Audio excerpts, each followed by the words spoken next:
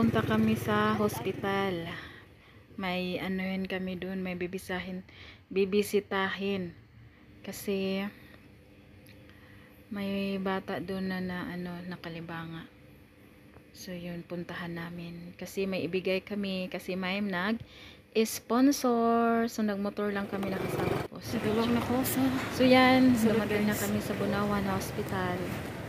So yun, papasok na kids, papasok na ako unang nagpasok, nagpahuli si Richard kasi bawal daw yung dalawa, so ako lang muna, and then yun, ako na sila kasi naano ko dyan nalito ko saan. So yan yung bata na tulungan natin guys,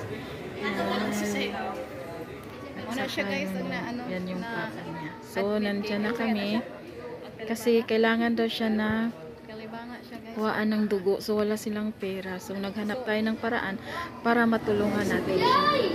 Makauna siya saging, ang liit-liit, kawawa naman, nakalibanga siya. Yan guys, so yan po si baby, kasi nung dinala siya dyan, as in namutla na siya, so sabi ng doktor, buti pa na pa siya na naaga ba pagpunta sa hospital. So ngayon kumakain na siya, parang 3 days na ata sila dyan. So kumakain na sila, 3 days o 2 days pa sa dyan.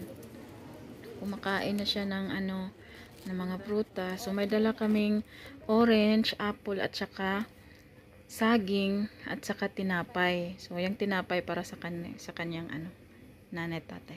So yan po yung bata gustong kumain ng orange. So binalatan ng papa niya. So ngayon, ang problema nila, wala silang pera pang pakuha ng dugo. Ang bayad ng dugo, i-check yung dugo kasi kung ano ba talaga ang finding, kung bakit nangyari sa kanya, kung So kung may bang problema sa dugo niya. So nagproblema yung niya, yung papa niya, kasi walang pera. So naghanap kami ng paraan na kung anong dapat gawin. So may nagbigay ng pera na sa iba sana namin pero napag-isipan namin dalawa, tumawag ako sa kanya, yung nagbigay ng sponsor, na ibigay ko na lang dito sa bata. So kasi iba kasi yung project namin na gagawin sa pera na yun, kahit konti lang yun, pero na-postpone yun. So dito namin na sa batang ito na tulungan namin sa kunting halaga lang. So namin na nagproblema talaga sila sa pera pang pakuha ng dugo is 1,200 lang po ang bayad sa pagpakuha ng dugo. Kahit maliit lang na halaga, pero hindi nila kaya. So hindi nila kayang hanapin ang 1,200 kasi walang nga tulad natin. So yung naisipan namin na dyan na lang namin ibigay yung pira na natanggap ko, na dapat hindi dyan. So sabi ko sa kanya, dito lang natin ibigay kasi nangangailangan talaga. So ngayon may pira po na to 5. Yun, sponsor po yan ni Sisi Ikot Channel. Yan, paki-subscribe naman dyan guys, Sisi Ikot Channel. Subscribe, like, and share naman sa mga videos. Salamat Sisi Ikot sa 2.5. Para i-check na to kung naon sa imong dugo. Kani hatag din ko ani Ma'am Ikot Channel 2.5. So Sisi Ikot.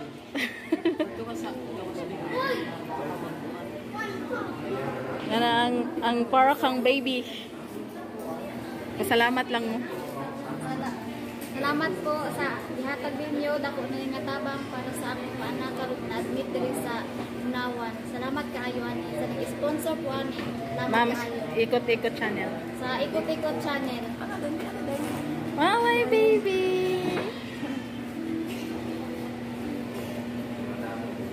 Yan po si Liblib. Yan yung asawa niya, si Brian. Yan guys, so yan na po guys, nabigay na po. Salamat Sisi Ikot sa tabang. Salamat sa tabang. Sa kunting halaga ay malaking bagay na po sa kanila. Thank you Sisi. tulong tayo guys. Kailang Salamat sa makuha na siya nag-sponsor. og dugo. Sisi Makuha na Ikot-Ikot siya Channel. Thank you so much sa iyo, Sisi. More blessings to come in your life. Sana marami ka pang matulungan ng mga tao. Thank you so much. God bless you, Sisi Ikot. At sa wakas ay makukunan na siya ng dugo. Kasi wala silang pera pang pakuha ng dugo. So yan, malaking tulong na po na sa bigay mo na pera para sa kanila para po gumaling yung si baby. So ngayon po ay magaling na po si baby. Hindi ko na nakukunan ng ng video sa paglabas nila ng kasi hindi na ako nakapunta sa kanila.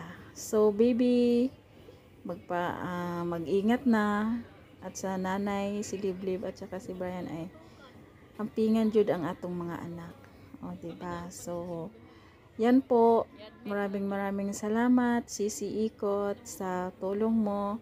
At sa lahat na nandyan, maraming salamat. Please support Sisi Ikot-Ikot channel. Like, share, and comment po sa channel niya po. And yan po.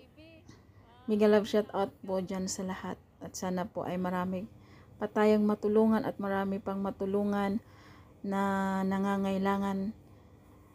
Sisi Ikot channel. Thank you so much sa iyo, Sisi. Sana pagkatapos nyan umuwi na po kami. So dyan nagchika-chika pa kami dyan. So hindi ko na lang iparinig sa inyo kung ano yung mga namin. Ang pinag-usapan namin dyan is na okay na daw siya, ganyan. Pagkabukas niyan is magpakuha na sila ng dugo kasi may pangbayad na. So na problema talaga sila niyan na wala silang pangbayad para sa dugo sa bata. So ngayon nakita natin na talaga okay na siya. So pagkabukas niyan ay dadalhin na siya doon at kukuha na siya ng dugo. So malaking tulong talaga yung binigay mo sa kanila, Sisi, para sa baby nila kasi walang-wala talaga tayo, may time talaga na walang-wala. So salamat sa iyo at nandyan ka na handang tumulong kahit na iba yung punteriya sa pera natin na iba yung pero ako sa iyo na dyan na lang natin sa bata kasi importante naman yan. So may buhay na tayong nasalba sa binigay mong pera, Sisi. Thank you so much sa'yo. Sa nanonood dyan, maraming salamat sa inyo. Maraming salamat po sa pag-support sa channel ko. Thank you so much sa Team Survive. Bigyan shout out sa lahat. Thank you so much. Yan, maraming na hospital dito, guys. Na mga bata dyan, maraming na hospital. So salamat sa inyo, guys, habang kami ay pauwi na. So yan, bye bye, thank you for watching. Bye bye po. Thank you so much.